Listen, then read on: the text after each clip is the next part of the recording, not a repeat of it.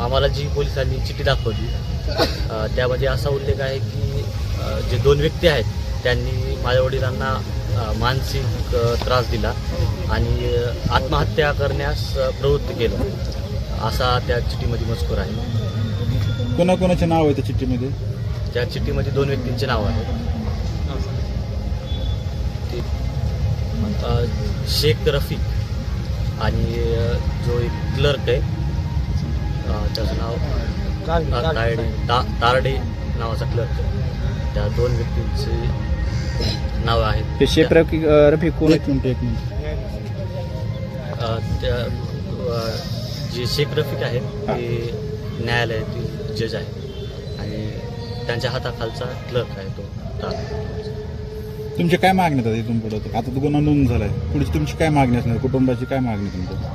त्या गुन्ह्याची सखोल चौकशी व्हावी आणि माझ्या कुटुंबाला माझ्या वडिलांना न्याय मिळावा.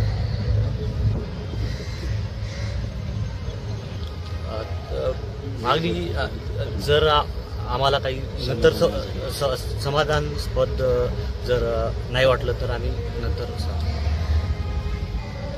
तुम्ही बोला आता या.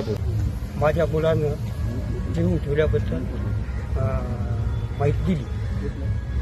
त्यात म्हणजे वडवण येथील न्यायाधीश शेख रफीक